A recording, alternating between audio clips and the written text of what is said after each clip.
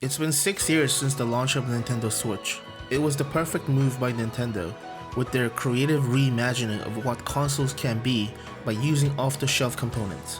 The Tegra X1. The chip that powers the Switch, is 8 years old now.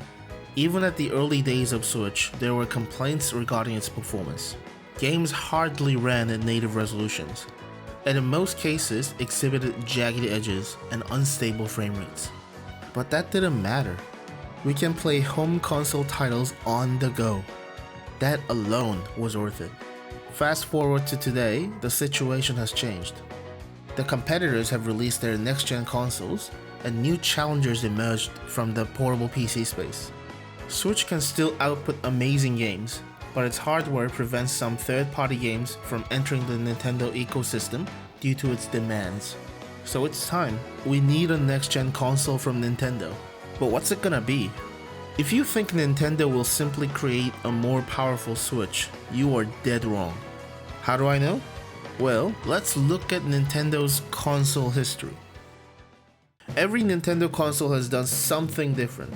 If we exclude format changes, meaning how the games were delivered, such as cartridges, mini DVDs, etc., Nintendo stopped doing simple hardware upgrades since the Wii. Also, there's no way Nintendo will use the name Switch in their next console. They could not have forgotten what happened with Wii U, a brand new console which people confused it as an add-on accessory to Wii.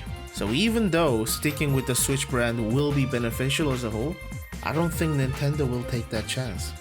So what is this next-gen Nintendo console? We don't know. There are a few rumors regarding dev kits, but that doesn't say much about the final product. So we're in a speculation territory. I've thought about this for a long time, and I can only think of two possible options Nintendo could take, and here they are. Let me start with the most interesting, and that is a 3-console strategy. Nintendo has proven that there is a market for hybrid consoles like Switch. They also showed that not everyone necessarily needs the capability to connect to televisions with Switch Lite. But strangely, they never made a TV-only Switch, a small box that hooks up to your TV like a regular home console. It's not even that much work. They already have all the necessary accessories to make it work. All they had to do was put the Switch in a box.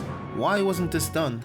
I believe it's because of Vita TV. Known as PlayStation TV outside Japan, is a PS Vita crammed into a small box that lets you play Vita games on a big screen. It failed miserably for a very simple reason. People weren't even buying Vitas.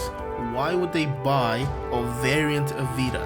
Nintendo, being very cautious, likely looked at the situation and decided it wasn't worth repeating Sony's past mistake.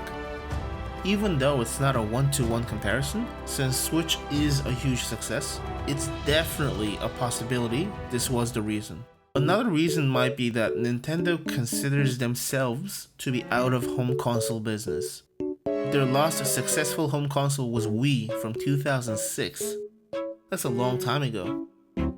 When Wii U was catastrophically underperforming, their handheld business was going strong. So strong, in fact, that many first-party titles were made for both Wii U and 3DS, a move Nintendo has never done in the past. So with the success of Switch, it may have convinced them to never go back to home consoles, even if it's a variant of their handheld device. So what does this have anything to do with next-gen console? What if Nintendo made a home console? What if Nintendo releases a handheld-only console, a hybrid console, and a TV console, all using the same chip, with the TV model running at a higher frequency, higher wattage, and a separate chip that handles AI upscaling? Sounds crazy, right? Well, check this out. This is a patent by Nintendo that was floating around before the Switch announcement. The patent as a whole details a console that is powered by cloud computers. But focus on the top image. See that little box next to the console? Supplemental computing device, which provides additional computing power to the console.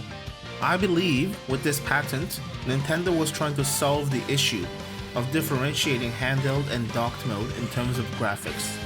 The solution that ended up being used in the final product is far more elegant than what is depicted in the patent, which is a single chip that changes power usage and clock speed depending on whether the unit is docked or not. But what if?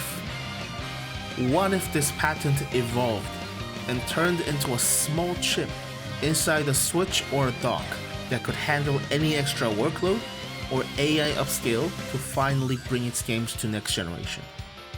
Several Switch titles already use upscaling to clear up any blur and provide clarity to the image, Xenoblade Chronicles 3 being a great example.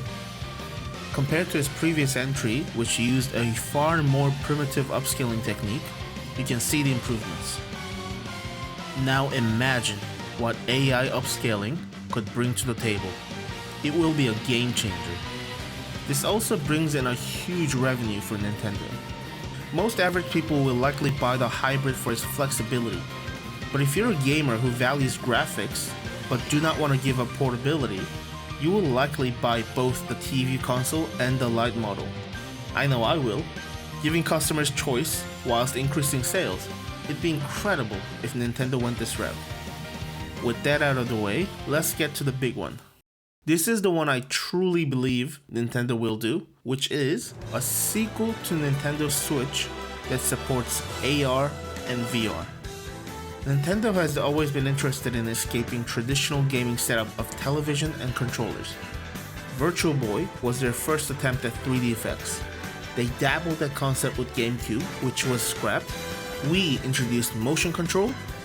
3DS brought back proper 3D effects, and with the use of dual cameras in the back, introduced AR. Although not used by other developers other than Nintendo, it showed the potentials of what it could be in the future.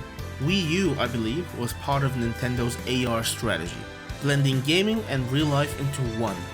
Although it was never really fully utilized, you can see a glimpse of it with the golf mode in Wii Sports Club. Switch was no different. From the beginning, there was one feature it had that was pretty much disregarded by majority of devs: infrared sensor.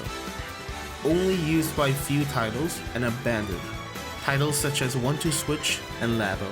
When in use, it added more depth to the game by allowing you to mimic real-life movements, such as reloading your gun by covering the sensor, sensing hand motion, etc. Speaking of Labo, remember this? Switch has a VR headset and VR games. Labo has been forgotten by many since its discontinuation a couple years ago, and along with it, the existence of VR experience faded away from many people's memories.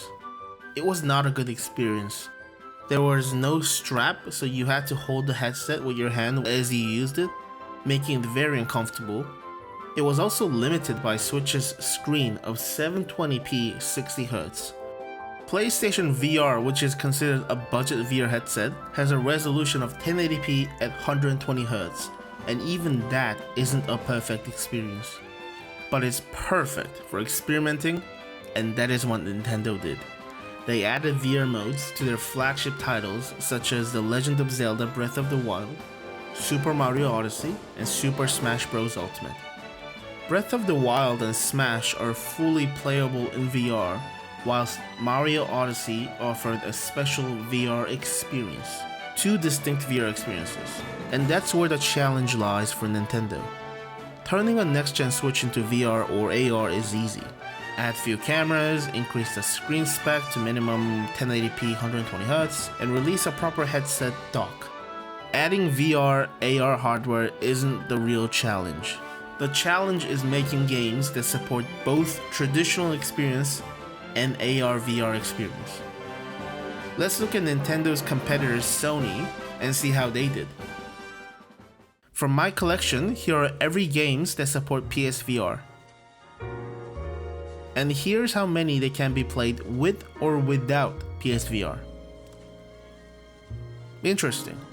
There are two reasons why this occurred.